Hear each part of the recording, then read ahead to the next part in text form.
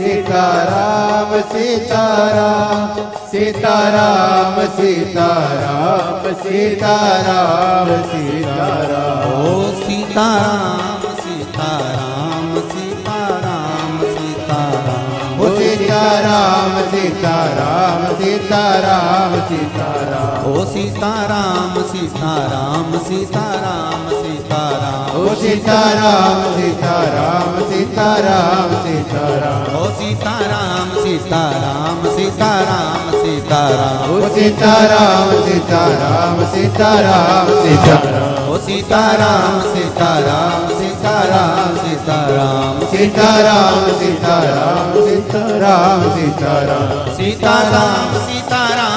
सीताराम सीताराम सीताराम सीताराम सीताराम सीताराम सीताराम सीताराम ओ सीताराम सीताराम सीताराम सीताराम ओ सीताराम सीताराम सीताराम सीताराम सीताराम सीताराम सीताराम सीताराम सीताराम सीताराम सीताराम सीताराम ओ सीताराम सीताराम सीताराम सीताराम ओ सीताराम सीताराम सीताराम सीताराम सीताराम सीताराम सीताराम राम राम सीताराम सीताराम सीताराम राम राम सीताराम सीताराम सीताराम राम राम सीताराम सीताराम सीताराम राम राम सीताराम सीताराम सीताराम राम राम सीताराम सीताराम सीताराम राम राम सीताराम सीताराम सीताराम राम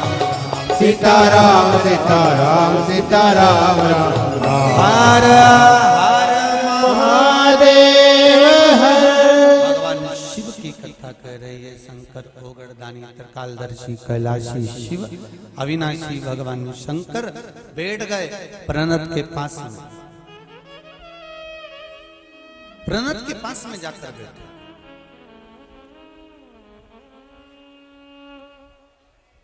अब एक भजन करने वाला एक भजन कर रहा हो और दूसरा भजन करने वाला उसके पास में बैठ जाए तो बड़ा विचार उत्पन्न होता है कि ये बैठा क्यों।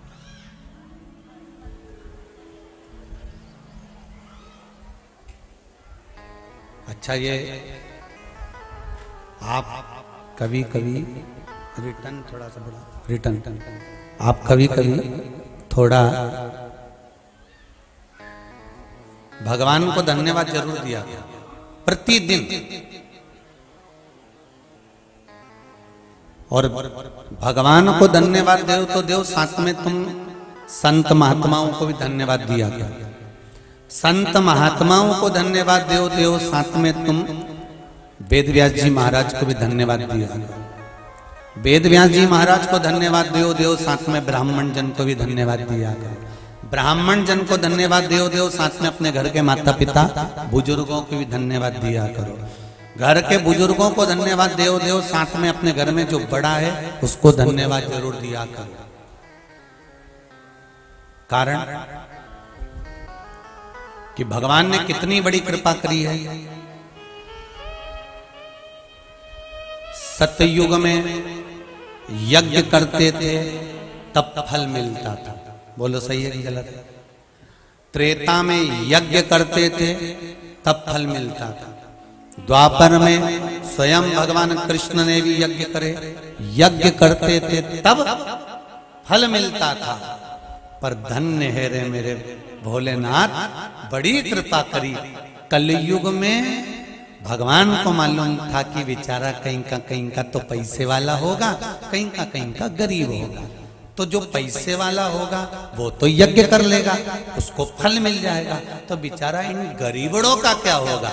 तो फिर तुलसीदास जी ने रामचरितमानस में सबके लिए लिख दिया कि कलयुग केवल नाम आधारा, सुमर सुमर नर होते रही पारा। बस जप लो और उतर, यही तो नाम जाप है। भव पार उतरने की बात कर रहा हूं, ऊपर से नीचे नहीं। जप लो और उतरो। कितनी सुंदर बात है कि हमारे संतों ने, हमारे साधुओं ने, हमारे गुरुओं ने, हमारे ब्राह्मणों ने यह सिद्ध कर दिया कि कलयुग में किसी के पास तो धन होगा, किसी के पास संपदा होगी तो वो यज्ञ कर लेगा। जो धनपति होगा वो यज्ञ कर लेगा, और जिसके पास में पैसा नहीं होगा तो वो यज्ञ कर पाएगा क्या? नहीं। तो फिर क्या करा कि कुछ मत करो। क्या करना है? केवल एक गले में झोली हो और एक तुलसी की, रुद्राक्ष की, चंदन की या बेल वृक्ष की, किसी भी चीज की एक माला, स्फटिक मिल जाए तो स्फटिक, चंदन मिल जाए तो चंदन, कमलगट्टा मिल जाए तो कमलगट्टा, तुलसी मिल जाए तो तुलसी, रुद्राक्ष मिल जाए तो रुद्राक्ष, बेल की डाली की माला मिल जाए तो वो, जो मिल जाए, हल्दी की गांठ की माला मिल जाए तो वो, तो जब क्या होगा? तो कहा सतयुग में यज्ञ से फल मिलता था, द्वापर में यज्ञ से फल मिलता था, कलयुग में किस चीज से फल मिलता है? कि खूब भगवान की कथा सुनो और खूब भगवान का नाम जपो। श्री शिवाय नमस्तुभ्यं। जपो, जपा।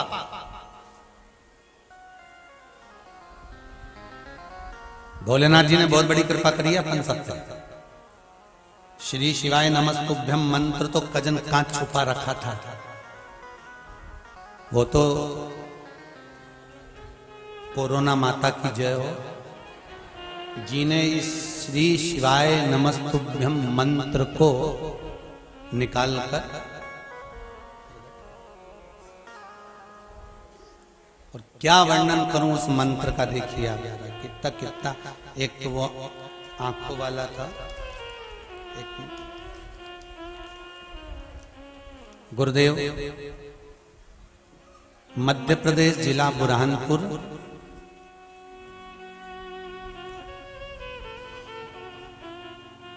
ग्राम,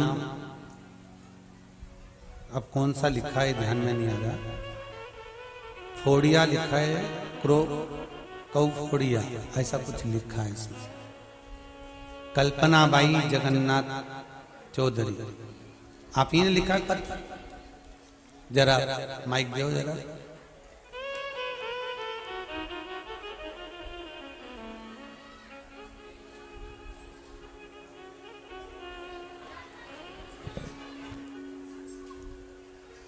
इस पत्र में आपने लिखा है कि गुरुदेव, पहले तो गांव का नाम बताओ, ये इसमें गड़बड़ लिखे है। डोई फोड़िया, माइक पास में लो।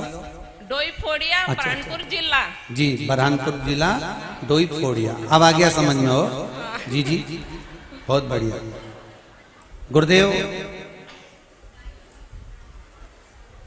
पशुपतिनाथ का व्रत किया था और बाबा ने जो कृपा करी है, शायद दुनिया में किसी पर करी कि नहीं करी पता नहीं, पर मुझ पर बहुत करी।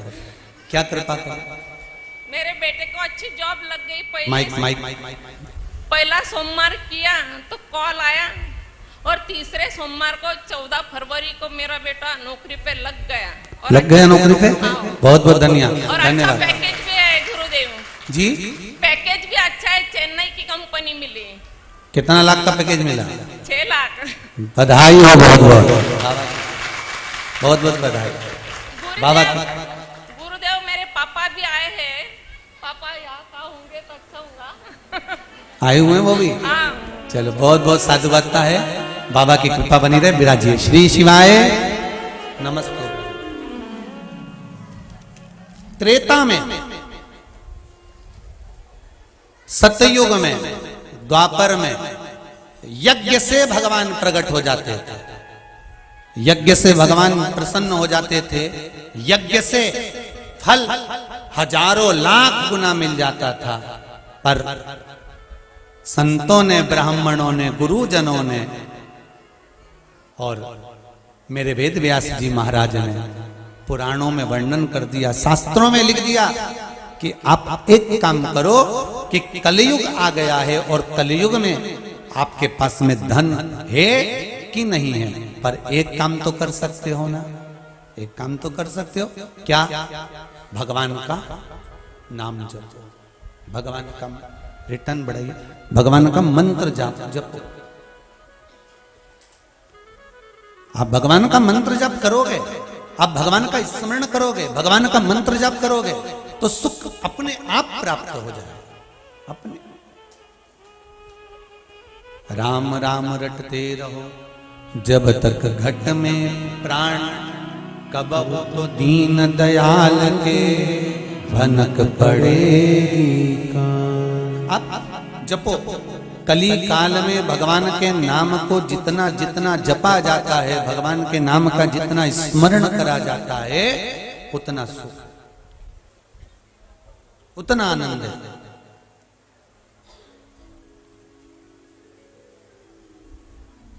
अब जपो।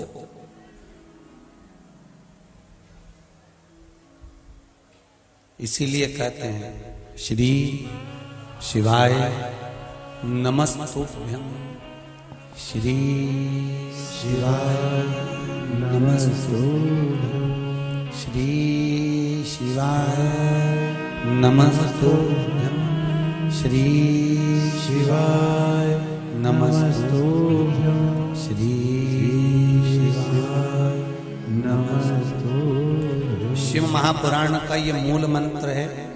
ये मंत्र जब जब व्यासपीठ पर आए तब तब सबको बोलना चाहिए और अपने हृदय की बात शंकर जी को कह देना चाहिए कि बाबा बस ये मन की अभिलाषा है और इसको लेकर मैं शिव महापुराण की कथा को सुन रहा हूं।